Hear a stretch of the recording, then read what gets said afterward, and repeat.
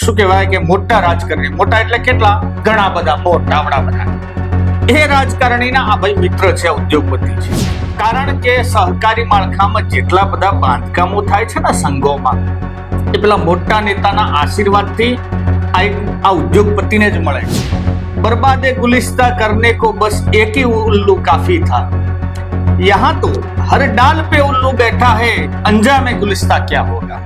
એમાં સુરત અને તાપી જિલ્લાના મુખ્ય દૂધ ઉત્પાદકો એમના સાથે જોડાયેલા છે. આટલો મોટો વહીવટ હોય એટલે બાજુમાં જ મહારાષ્ટ્ર પડે છે. મહારાષ્ટ્રથી પણ દૂધ લાવવાનું એક મોટું કૌભાંડ ત્યાં કરવામાં આવે છે. આપણે જોઈએ તો આણંદ, ગાંધીનગર, ખેડા, અમદાવાદ, અમરેલી, સુરેન્દ્રનગર, બનાસકાંઠા અને મહેસાણા, આ 7 દૂધ ઉત્પાદકોની ચૂંટણીનો વર્ષ છે. એમના સંઘોનો એટલે એડી ચોટીનું જોર લગાવે છે. લોકશાહીમાં ચૂંટણીનો અધિકાર છે અને ચૂંટણી લડાશે તો જ પરિણામ મળશે. ઘણા બધા બનાસકાંઠાના અને મહેસાણાના મારા મિત્રો છે, એ કહેતા હોય કે રમેશભાઈ આપણે બિનહરીફ કરીએ તો અથવા જો ચૂંટણી લડીએ તો ચૂંટણીમાં આપણને પરિણામ ના મળે. મિત્રો, પરિણામ પહેલી જ વખત લડવાથી નથી મળવાનું.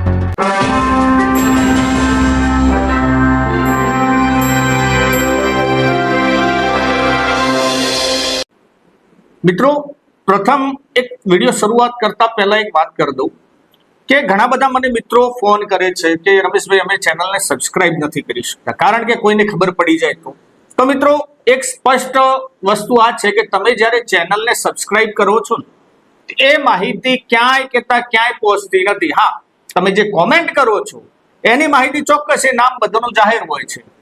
તો કોઈ પણ મનમાં ડર રાખ્યા વગર, કારણ કે ઘણા બધાને ચેનલ સબસ્ક્રાઇબ કરવી છે, ચેનલ જોવાય છે વધારે, પરંતુ સબસ્ક્રાઇબર આપણને ઓછા મળે છે અને એમના પણ જો આ ડરના હિસાબે સબસ્ક્રાઇબર ન થતા હોય તો મહેરબાની કરીને પહેલી ચેનલને સબસ્ક્રાઇબ કરી દો. કારણ કે આપની માહિતી ગુપ્ત જ હોય છે અને કોઈ પણ ગુજરાત સરકાર ધારે તો પણ એ સબસ્ક્રાઇબ કોને કર્યું છે એ ખબર ન પડે.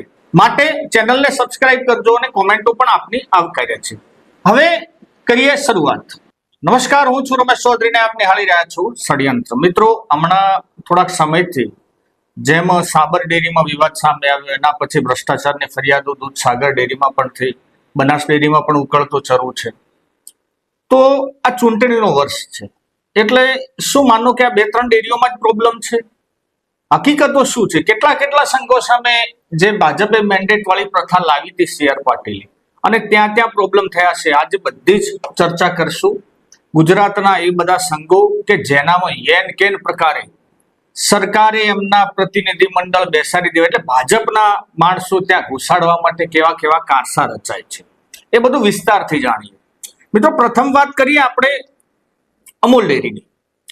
અમૂલ ડેરી એ લગભગ 15,000 કરોડ રૂપિયાની એક ટર્નઓવર ધરાવતી સંસ્થા છે. ખેડા, આણંદ અને મહીસાગર આ ત્રણેય જિલ્લાઓના લગભગ 7 લાખથી વધુ પશુપાલકો આના સાથે જોડાયેલા છે. ત્યાં શું થયું? તો ત્યાં ચૂંટણીની જાહેરાત થઈ છે. 10 સપ્ટેમ્બરે ત્યાં ઇલેક્શન છે. ઇલેક્શનમાં ઘણા બધા ધારાસભ્યો, ઘણા બધા સંસદ સભ્યો, ચાલુ જે જૂના ડિરેક્ટરો, આ બધાની જે હોડ લાગી છે એટલે ભાજપ વર્સિસ ભાજપ. હવે કોંગ્રેસે પણ નક્કી કરી લીધું છે કે ત્યાં અમારે પણ અમારા ઉમેદવાર ઉતારવા છે. એટલે મૂળ આ ચૂંટણી એટલી રસપ્રદ બની રહેવાની છે કે આમ જો સરવાળે બધા ભેગા થઈ અને પશુપાલકોનું ભલાઈ કરે તો બરાબર, પરંતુ અત્યારે એવું દેખાતું નથી. કારણ શું? મિત્રો, ત્યાં ગયા વખતે ભાજપ સમર્થિત જે ચેરમેન હતા અને કોંગ્રેસના વાઇસ ચેરમેન હતા, આ ફેરે પાછી રસાકસી એટલી બધી જામી છે. 12 બ્લોકની જે ચૂંટણી છે એમાં અત્યારની તારીખમાં ભાજપનું મોવડી મંડળ એટલે કે ભાજપનું પ્રતિનિધિ મંડળ જીતે એવું દેખાઈ રહ્યું છે. તો કોંગ્રેસ ક્યાં છે? મિત્રો, કોંગ્રેસ પણ પાછળ નથી. 12માંથી લગભગ 5 સભ્યો એમના પણ જીતાય એવી શક્યતાઓ છે. હવે જ્યારે પશુપાલકોને એક ઠરાવ કરવા માટે આ બધા ઝઘડાવતા હોય ત્યારે એક ગુજરાત એટલે દક્ષિણ ગુજરાતના મોટા ઉદ્યોગપતિ, જે એક ગુજરાતમાં સૌથી એક મોટું નામ છે, એક શું કહેવાય કે મોટા રાજકારણી, મોટા એટલે કેટલા, ઘણા બધા, મોટા બધા, એ રાજકારણીના આ ભાઈ મિત્ર છે, ઉદ્યોગપતિ છે. અને એ પોતે આમાં ચૂંટણીમાં રસ લે છે અને જેમ તેમ પ્રકારે ચૂંટણી ના થાય અને સોગઠાબાજીથી એક આખી એમનું મંડળ ગોઠવાય, પ્રતિનિધિ મંડળ, એમાં એમને ઇન્ટરેસ્ટ છે. કેમ ઇન્ટરેસ્ટ હશે? કારણ કે સહકારી માળખામાં જેટલા બધા બાંધકામો થાય છે ને સંઘોમાં, એ પેલા મોટા નેતાના આશીર્વાદથી આ ઉદ્યોગપતિને જ મળે છે. આખો ઓર્ડર એમનો છે. એટલે આપણે એ વિષયમાં કહી શકીએ કે ચોક્કસ ત્યાં મોટા ભાગનું કામકાજ એટલે એ પોતે સંઘો ઉપર કબજો કરીને બેઠા છે. ત્યાં ખાલી નામના ભાજપના કોંગ્રેસના હશે, પરંતુ આવા ઉદ્યોગપતિઓ નહીં, આખો એક કબજો છે ત્યાં સંઘો ઉપર. કારણ કે કોઈ પણ વર્ષે વાર્ષિક હજારો કરોડનો એકાદો પ્રોજેક્ટ બનાવી દેવાનો, અને આમે દૂધમાં ઘણા બધા કરપ્શનના રસ્તાઓ છે. તમે એટલા બધા છીંડા પડેલા છે ને સહકારી માળખામાં, તમે ક્યાં ક્યાં રોકો. એક શેર છે, बर्बादे गुलिस्ता करने को बस एक ही उल्लू काफी था, यहां तो हर डाल पे उल्लू बैठा है, अंजामे गुलिस्ता क्या होगा. જે ડાળી ઉપર એક જ ઉલ્લુ બેઠું છે તો આખો જો બગીચો બરબાદ થઈ શકતો હોય, તો અહીંયા તો ડાળીએ બધા બેઠા છે. એટલા બધા છીંડા છે. પરંતુ સૌથી મોટું કરપ્શન એ આઉટ સ્ટેટમાંથી જ્યારે દૂધ લાવવામાં આવે છે એનું હોય છે. કારણ કે ત્યાં કમિશનો એમને ફિટ થાય છે. દૂધ પણ ઘણી વખત હમણાં આપણે મહેસાણામાં જોયું હતું કે દૂધ પણ નકલી બનાવતા હતા માણસો, એ પણ હોય. બીજું કે કોઈ પણ સંઘોમાં એક હંમેશા કોન્ટ્રાક્ટ પદ્ધતિ, કોન્ટ્રાક્ટમાં જે આટલું કમિશન અપાય છે ને એનાથી વધારે બીજી ક્યાંય કરપ્શન નથી. ત્રીજો રસ્તો એમને કમાવાનો જે છે એ છે પશુદાન. આ ત્રણ મેજર પાર્ટ ભજવતા હોય છે આખો રોલ, અને ત્રણેય ઉપર આવા બધા ઉદ્યોગપતિઓના કબજા છે. વાત કરીએ મિત્રો સુમુલ ડેરીની.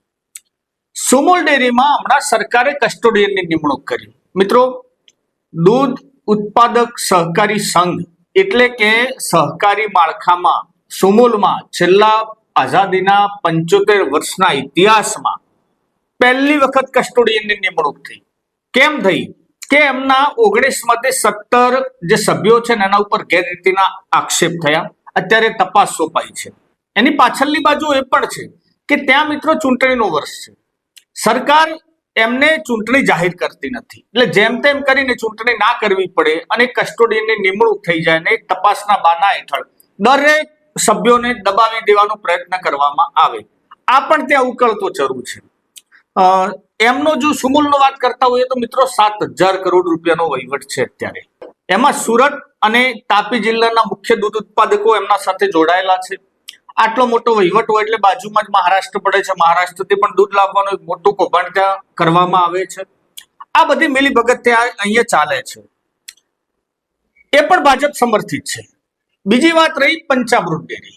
પંચામૃત એટલે 3 જિલ્લાઓની એ પણ ડેરી છે, અને એમાં પણ ભયંકર ગેરરીતિના આક્ષેપો વારે ઘડીએ ઉઠતા હોય છે. મિત્રો, આ ફેરે જે ચૂંટણી છે ને આ વર્ષમાં એટલે કે 2025માં, એમાં 7 દૂધ ઉત્પાદક સંઘોની ચૂંટણી અત્યારે છે. એમાં આપણે જોઈએ તો આણંદ, ગાંધીનગર, ખેડા, અમદાવાદ, અમરેલી, સુરેન્દ્રનગર, બનાસકાંઠા અને મહેસાણા, આ 7 દૂધ ઉત્પાદકોની ચૂંટણીનો વર્ષ છે એમના સંઘોનો. એટલે એડી ચોટીનું જોર લગાવે છે. એડી ચોટીમાં પણ મિત્રો કહેતો જઉં કે આમ ધારાસભ્યનું પદ ઊંચું અથવા સંસદનું ઊંચું, પરંતુ સરકારને અથવા એમના ડિરેક્ટરોને હવે તો ખબર પડી છે કે જ્યાં જ્યાં હજારો કરોડ રૂપિયાનો વહીવટ અને એમાં પણ કોઈ પૂછવા વાળું ના હોય, કારણ કે પશુપાલક બંધ છે, એને તો કઈ ખબર પડવાની નથી.